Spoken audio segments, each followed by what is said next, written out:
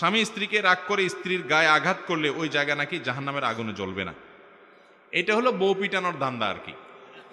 কোনো বদের হাড্ডি হয়তো বউ পিটানোর বদভ্যাস আছে, ওইটা হালাল করার জন্য হয়তো মাসালা বাইর করছে।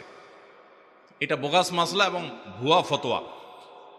কোন স্বামী তার স্ত্রীকে মারলে ওই জায়গায় জান্নাতে যাবে না। আমরা ছোটবেলা আরেকটা শুনছি, আপনারা অনেকে শুনছেন, যে হুজুর যদি কোনো জায়গায় মারে পড়ার জন্য, বা উস্তাদ শিক্ষক যদি শরীরে কোনো জায়গায় বেদ দিয়ে বা কিছু দিয়ে মারে, তাহলে ওই জায়গা আর জাহান্নামে যাবে না।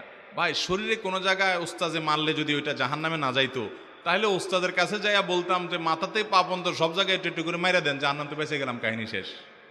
এত সোজা কি ভাই? তাহলে তো জান্নাতে যাওয়া একেবারে সহজ হয়ে যেত। ঠিক আছে উস্তাদ, তাহলে মাথাতে পা পর্যন্ত একটু একটু করে আমার পিটিয়ে দেন, পুরো শরীর কোথাও যেন বাদ না যায়, বাস পুরো শরীর বেঁচে গেল জাহান্নাম থেকে। ভাই, এগুলো সব ভিত্তিহীন কথা।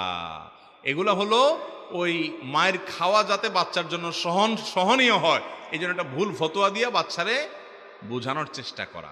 তবে হ্যাঁ, এটা ঠিক, অভিভাবক বাবা মা সন্তানকে যদি শাসন করেন, সেটা জুলুমের পর্যায়ে না যায়, শরিয়া নির্দেশনা মেনে, সেটা তার জন্য উপকার হয়, সে শাসন দ্বারা সে সংশোধিত হয়, তার ভবিষ্যৎ উজ্জ্বল হয়, সেটা ভিন্ন বিষয়। কিন্তু এর জন্য ভুয়া হাদিস বানানোর দরকার নাই। আর বউ পিটানোর কথা যেটা বলছেন, বউ পিটা যে ওই বেটা তো খারাপ মানুষ, সে তো নাজায়েজ কাজ করতেছে এবং গুনাহের কাজ করতেছে। বিশেষ করে পিটানো বলতে আমি গুনাহের কাজ হবে তখন যদি পিটানো বলতে সেটা জুলুমের পর্যায়ে চলে যায়, সেটা যদি নিকৃষ্ট পর্যায়ে চলে যায়।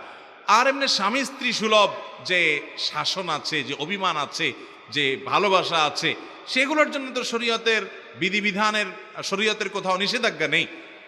নবী করিম সাল্লাল্লাহু আলাইহি সাল্লাম কখনো তার কোনো স্ত্রীর গায়ে হাত তোলেন নাই, তিনি কোনো তার স্ত্রীর গায়ে হাত তোলেন নাই।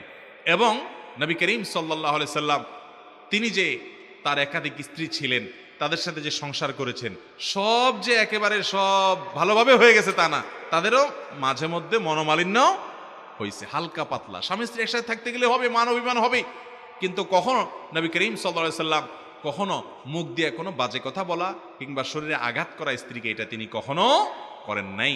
অতএব আপনি বউ পিটানোর জন্য মাসালা বানায় নেবেন যে যেখানে স্বামী পিটাবে সে জায়গা জান্নাতে যাবে, এই বোগাস এবং ভিত্তিহীন মাসালা দিলে বরং আরো গুনাহ হবে। পিটায়া অত্যাচার করলেন এক গুনাহ হবে, আর মাসালা দিলেন ভুয়া আরেক গুনাহ হবে, ডাবল গুনাহ হবে। আল্লাহ তাআলা আমাদেরকে বুঝার তৌফিক দান করুন।